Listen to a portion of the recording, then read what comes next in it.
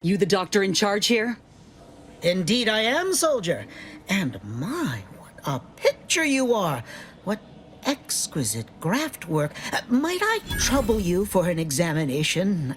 So you're the one who butchered my friend, Ortiz. The one who tortured those creatures out there. Who killed that soldier. What's going on? I don't know any Ortiz, I swear it. I'm just a doctor. Please, don't shoot. Yes. Do you want to die? All right, I'll talk. I did operate on one Trooper Ortiz, along with 2 others. He eagerly offered himself up for this project's first human trials. Rather hasty in hindsight. I know what you're thinking. Yes, the grafting program was officially shuttered 6 months ago. That was not a lie. But I thought it a shame, and it seems I wasn't alone in that. I was recruited for this unofficial venture soon after. Don't understand the need for secrecy myself, but our sponsor demanded it. I dared not ask too many questions. He's some manner of executive. I don't know his name or official title, I swear. My orders came down the long, long chain of command. I'm only doing what I was told. Enough with the excuses. You absolute wretch. Any scientist with any shred of decency would have refused your position. Your precious data is nothing compared to those you killed. I sympathize with your friend, soldier. Truly, I do. But if I mourned every failure within these walls, I might never operate again. You must understand that the work we do here is greater than any one life. We can change the galaxy for the better. Enough with the threats of violence. Listen here, if you choose to brutalize me, all of my research and knowledge will be gone. Forever. The suffering you've seen here will be nothing in comparison to the suffering I could prevent. Do you truly want to be the one to stand in the way of progress?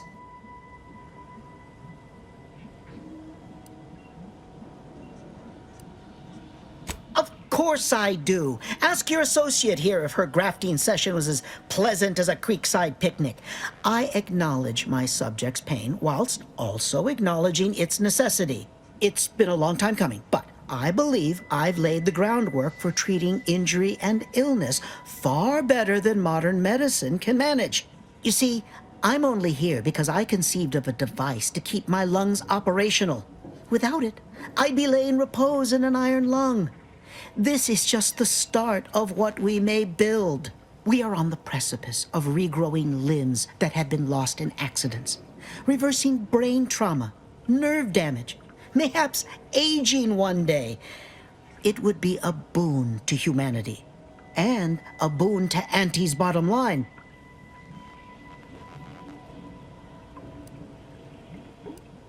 You jest, but I know many an executive who'd kill for such knowledge. I ain't want a thing to do with it. Let's not be hasty. I see your graft is a result of revision surgery. Your first go was botched, and you were considered a failure of the program, yes? I know what happened to those failures. Demoted, disgraced. It was horrible business. And yet, you still wear our colors. You want to reclaim your station, don't you? You don't know anything about what I want. I wish I could agree with you. But I have fallen in the esteem of others. The way the other soldiers looked at me after my procedure, I'll never forget it. Whether I want to regain my position or not doesn't matter. I don't want your help. I will not benefit from the pain of others. You think there were no victims of the first program? That your existence isn't built off the bones of those who came before? You're no more righteous than I. You simply looked away. Now, if you stay your hand, I will grant you 2 state-of-the-art grafting parts. They cannot fail. Install one of them, and you'll see my earnest intent. You were never the broken thing they made you, soldier. If you wish it, you may still become a most extraordinary specimen. No. Stop talking. Stay there. Don't make any stupid moves, understand? The adults need to have a talk over here. Commander, I don't know what to do. I came here intending to make him pay for what he's done. And I can't shake the reasons I've seen to burn this place to the ground. But what if he's right? What if something in his work is worth saving? What if this is my chance to make something of my life? To be accepted again?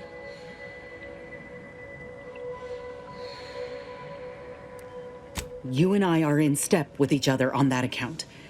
I could see you were near as shaken by the things we'd seen. I'm scared, Commander. What I decide here could have mighty repercussions, and I don't want to choose wrongly. If I take a step back, really think about it. Medical strides could be made if the research were in the hands of someone righteous, kind. A big if. But if I kill this man and exact retribution for Ortiz, I'll never know for sure what that research might have wrought. And if I do that, there'll be no going back for me, myself one of Auntie's own. Would I even want to?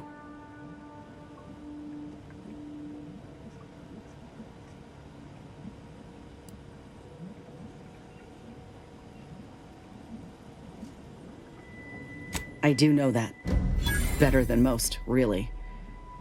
Suppose it's time I looked Auntie in the face and saw her for what she is. And at least now, I can fix this. What? Why are you looking at me like that? Don't shoot me. We were in the midst of negotiating. I have no need for negotiating, Doctor. You brought this on yourself. Let's just take what we need and get out. I can't stand the sight of this place any longer. We got the intel we need, Commander. The undisputed claims our destination. When we find Willard and stop this law-damned program in its tracks, Auntie's Choice will get what's coming to them. Been doing some thinking about ending the grafting program for good. It's gotta happen. I just didn't think it would start this way. With me turning murderer. Auntie had me good and fooled. She ain't any better than Spacer's Choice. Making any of them see reason is an impossibility. Our overlords had a saying in Tau Ceti. If you got a rabid canid, you put it down before it maddens the whole pack. They used to say it about us workers, like we were the problem. It was terrifying. But now I reckon I see some sense in that saying. Retribution never came for the folk at the top back then, but it certainly can now.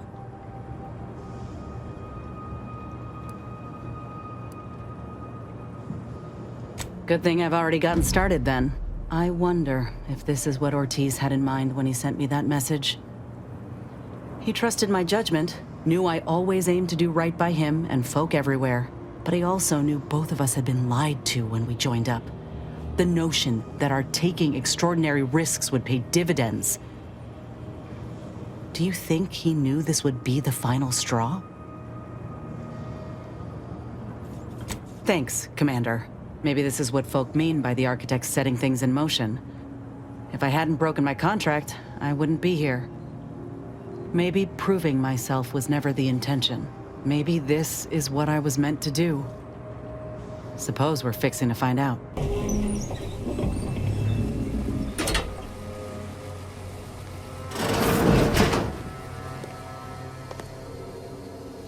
It's high time one of you scientist types responded to my calling cards. The position's been open for more than 2 days, and already productivity is tanked by 149.4%. You want the role, it's yours, but I'm not budging on those hourly rates. Let me guess. You're backfilling Rasmussen's position? Or all the scientists who work with him on Cloister lying cold on the lab floor? Both, obviously. Unless you mean to tell me a graft like yours can install itself. Now, do you want the job or not? We're burning starlight. I do. Been waiting on this moment. This grafting program is a law-damned abomination. I went to your lab on Cloister, saw for myself what kind of depravity your folk got up to there. It's sick. My friend was butchered by Rasmussen. And he wasn't the only one. In fact, this program's been a sham from the start. I got tossed aside. And for what? A mistake? Ain't nothing good that's come of this. It's time to call it quits. What a preposterous notion. Shall we stop producing inhalers because of side effects? Or shut down all food factories because one severed appendage finds its way into packaging? No, certainly not. I am not to blame for whatever inconvenience you experienced as a first edition patient. To quit now would be to toss aside all our progress. Nonsense. I have myriad data at my disposal to dispute such a claim. Don't matter to me what your plans are, or what you think you might accomplish.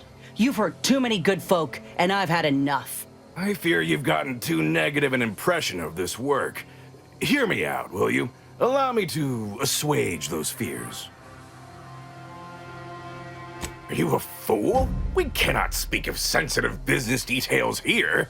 There's no telling which opportunistic colleague or overpaid contractor could be listening in. Meet me in back deck steerage. Take this pass for the tram. And for law's sake, make sure no hanger-on follows you. Especially that assistant of mine next door. Chin up, dear. I believe I'll change your mind yet. We'll see. Seen this song and dance from all manner of suits before. Reckon he'll try to reel us into a ridiculous scheme or bribe us with bits or booze or what have you. But this'll make it easier for us to intimidate the bastard into stepping down. Ooh, I relish the notion. Just as in tossball, we all need to put on our winger face. Go the extra even zone. This is a marathon, not a sprint to get humped in the Wednesday zone. Although it is that too. Sometimes you can score a ball without an offsides huck. Play by the...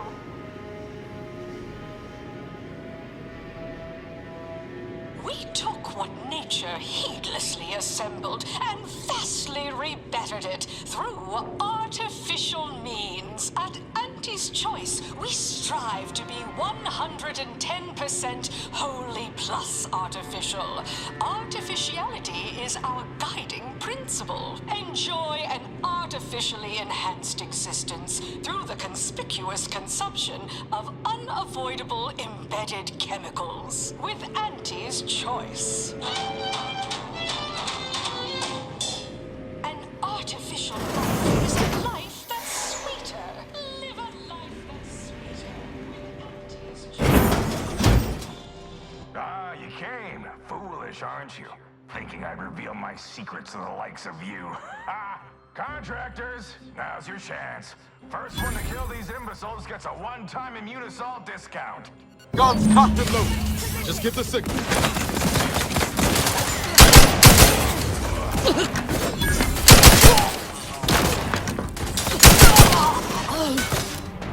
Call it quits!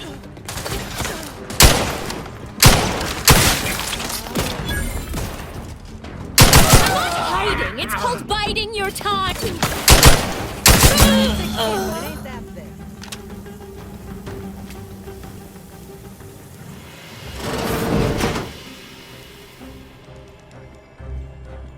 I knew you'd come through, my good Biff. That discount will be applied to your next purchase at the commissary, but cannot be combined with other... Ah! You! You're still alive! Ain't gonna be that easy to get rid of us, you idiot. This how you treat all folk who approach you in good faith? No folk have ever made it this far. How did you get past all my contractors? They were heavily trained and heavily expensive. This again? What is it with you? No, I've no incentive to shut down my life's work, especially at the demand of common thugs. You ever seen a grafted claw strip flesh from the bones of a stubborn old man? No. Well, on the count of 3, you will. 1. All right, fine. Consider this my resignation. Here, take everything I have. Any bits left in my office are yours. Just, please, don't follow me. Good riddance. But this ain't over yet. The other executives will be notified the moment Willard flees the undisputed claim. And within hours, dozens of rung climbers will be at the tower jockeying for his position. It's all but certain that they'll claim his work for their own and make his bastardization of a grafting program all the worse if they so choose. Ain't about to let that happen. Ain't suggesting. I'm telling you that we can't stand by and do nothing. It's obvious he was up to his neck in some scheme. If we dig it up and get the word out, his legacy will be in shreds. Maybe folk will be less inclined to follow in his footsteps. Should all but guarantee that Willard can't come crawling out from whatever rock he's keen to hide under, in any case. You and I both know that's not true. Might be enough to sway some folk who had one foot out the door, maybe. But the executives? No. The only feelings a sob story inspires round these parts are feelings of relief and misplaced superiority. Unless there's a bit to be made. All right. We ought to start by searching his office. Any evidence we can find regarding money or business dealings could be of value. Once we got what we need, we can head to the recording studio to get the word out. The promise of a scandal should be enough to get in the door.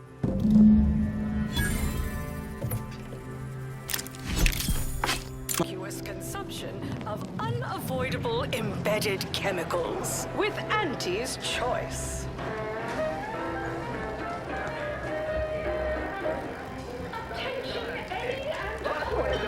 Horse comestibles! Horse comestibles!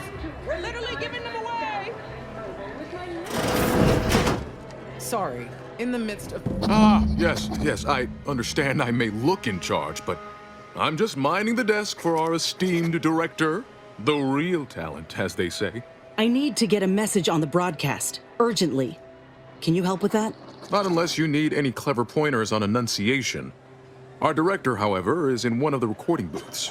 Through the door to your left. You'll want to speak with her.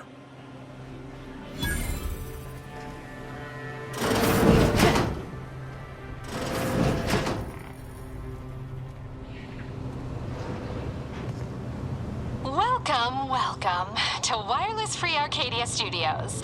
Thessaly Falk, Director of Talent Placation and General Runnings. Here to contract a recording or in the market for autographs? Holt sent me to speak with you. I got a message I'd like to send out over the wireless. Trust me, this is one all the folk in Auntie's choice won't want to miss. Is that so? Well, the more riveting the content, the larger our commissions. However, as you're without an appointment and I'm quite busy, I'm afraid I've only time to record one take. Do make it count. Shall we begin? Glad we're in agreement. I'm here to expose the truth about a prominent vice president. His business dealings are not what they seem. That's quite the bold claim. Now remember to speak into the mic, dear. Enunciate clearly but with feeling. Inhabit the words. Be the message. Joining us today in the studio is a very special guest and rare specimen indeed, a grafted soldier. And one who alleges that one of Auntie's own vice presidents is not who he seems. Take it away. Inez Seelong speaking. I got intel on an illegal program led by Vice President of Experimental Operations, Willard Konnen. Folk aplenty suffered because of it. Some say there cannot be success without suffering. It's more or less standard operating procedure, isn't it? Unless you're leaving out any gory details. Some within our organization might call that frugal, thrifty even. That is, why waste a perfectly good resource when no one else has use for it? These are human beings I'm speaking of, not barrels of void damn uranium. They were good folk who didn't know what they were signing up for. They deserved better. But if that ain't incriminating enough for you, Willard had himself some money problems, which ain't too distant from a grave sin far as Auntie's concerned. Ah, now we're getting somewhere. Tell me, did he squander all his bits on drink? Bet it all on a tarmac and cheese rebranding? Or worse? Thoroughly recount every lurid detail? Exactly. He violated a direct order. If I pulled that out on the field, I would have been dragged in for a performance review. That should be enough to condemn him. Most supervisors call that taking initiative, a routine expected practice. Hardly exactly the example of base moral turpitude our audience is expecting. You're very new to this kind of business, aren't you? Your disclosure wasn't as iniquitous or revelatory as you implied. The only thing shocking was your abundant naivete. Commander, I don't think we did enough. Law. I know we ain't gonna know for sure until the broadcast airs, but we ought to go. Oh, Inez, almost forgot. We have a bit of a goodie bag for special guests who visit the studio. You qualify. Do collect it from the front desk on your way out.